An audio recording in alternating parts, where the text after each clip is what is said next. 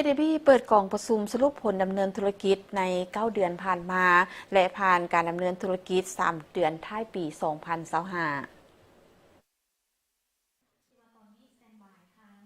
ในอาทิตย์ที่ผ่านมาที่ธนาคารห่วงพัฒนามหาชนได้มีการเปิดกล่องประชุมสรุปผลของการดำเนินธุรกิจภายใต้การเป็นประธานของท่านเอกพันธ์ ภาพิทักษ์ประธานผู้ถือหุ้นมีท่านวิไลศรีภพร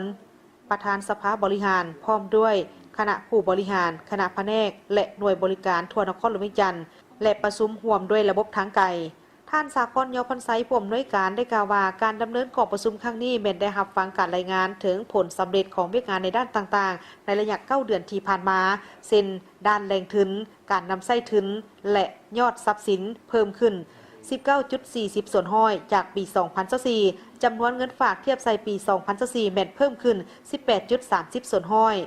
การสนองสินเชื่อเทียบใส่ปี 2024 เพิ่มขึ้น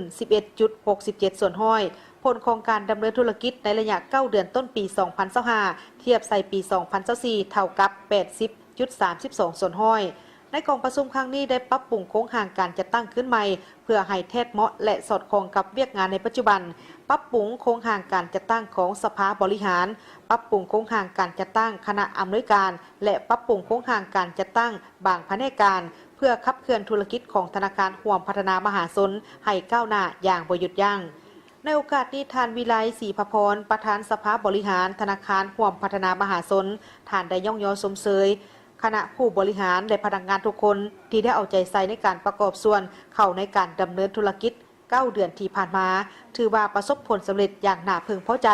และได้รับฟังการโอ้ล้มของท่านเอกพันธ์ ภาพิทักษ์ประธานผู้ถือหุ้นธนาคารห่วงพัฒนามหาชนท่านได้ยกให้เห็นถึงความก้าวหน้าของนวัตกรรมใหม่ของโลกที่มีการพัฒนาด้าน AI ที่สามารถเอามาประยุกต์เข้าในเวียกงานของธนาคารท่านยังได้เน้นให้พนักงานทุกคนจงเรียนรู้สิ่งใหม่ๆอยู่เสมอเพราะธนาคารห่วงพัฒนามีการขยายตัวและมีผลกำไรตลอดมาและปีนี้ก็กลายเป็นธนาคารของมหาชนได้ย่องยอสมเสยต่อกับผลงานในระยะ9เดือนต้นปีและ3เดือนท้ายปีต้องสู่สนให้บรรลุเป้าหมาย KPI ที่วางไว้